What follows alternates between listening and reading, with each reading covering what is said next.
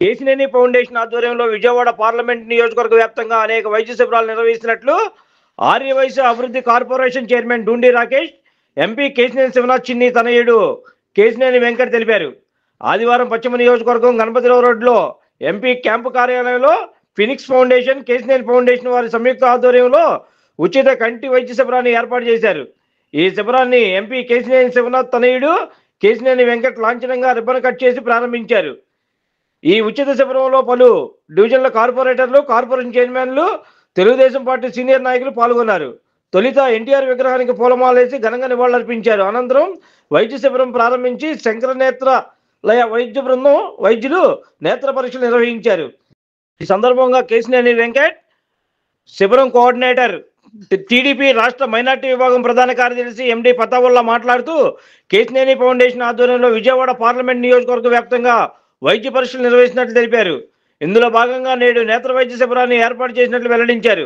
ఈ వైద్య శిబిరానికి స్థానిక ప్రజలు పెద్ద ఎత్తున పాల్గొన్నారని, అవసరమైన వారికి మందులు, కళ్ళజోళ్లు ఉచితంగా పంపిణీ చేసినట్లు తెలియజేశారు.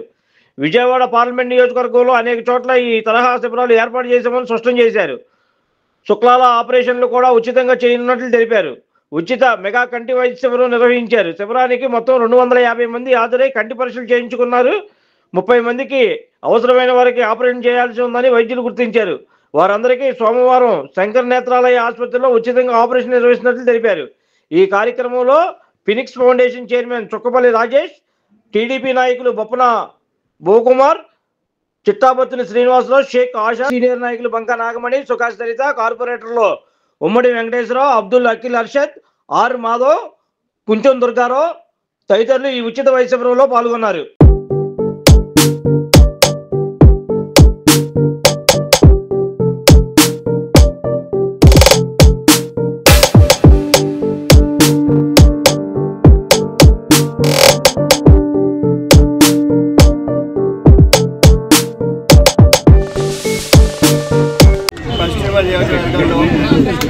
చుక్కపల్లి ఫౌండేషన్ ద్వారా, కేసినేని ఫౌండేషన్ ద్వారా ఐ క్యాంప్ పెడతాం జరిగింది.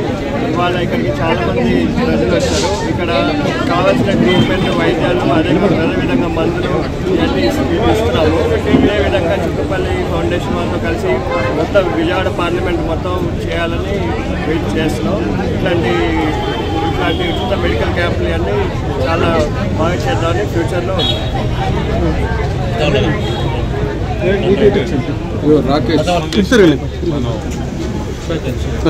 చుప్పదాలో మేము ఫినిక్స్ ఫౌండేషన్ తరపున చేస్తున్నామండి. ఈ సంవత్సరం మా తాతగారు 100వ పుట్టినరోజు ఆయన బతుకుంటే, సో ఆ కారణమే మేము చేస్తున్నాం. మేము చిన్ని గారి అబ్బాయి మేము అందరం కలిసి ఆయన అన్నట్టు ఇప్పుడు ఆయన కాన్స్టిట్యున్సీలో ఇంకొక 6 or 7 కూడా చేద్దాం అనుకుంటున్నాం. తప్పకుండా చేసి ఇక్కడ ఉన్న ప్రజలు కూడా క్యాట్రాక్ట్ సర్జరీస్కి అన్నీ వస్తే అంతా ఉచితంగానే చేస్తారు.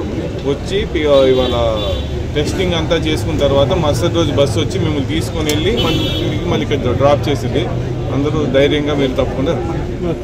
విజయవాడ పార్లమెంట్ సభ్యులు కేసినేని శివనాథ్ చిన్ని గారి డైరెక్షన్లో ఇక్కడ విజయవాడ పశ్చిమ నియోజకవర్గ పార్లమెంట్ క్యాంప్ కార్యాలయంలో ఉచిత కంటి వైద్య శిబిరం ఏర్పాటు చేయడం జరిగింది.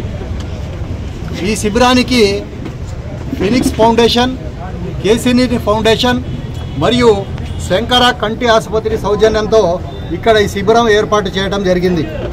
మన విజయవాడ పార్లమెంట్ సభ్యులు కేసినేని శివనాథ్ చిన్ని గారు ఎలక్షన్ ముందు ఏమైతే చెప్పారో, నేను రాజకీయాల్లో వచ్చింది ప్రజల సేవ కొరకు, పేద ప్రజలను ఆదుకుంటానికే నేను రాజకీయాల్లోకి వచ్చానని కేసినేని శివనాథ్ చిన్ని గారు ప్రకటించడం జరిగింది.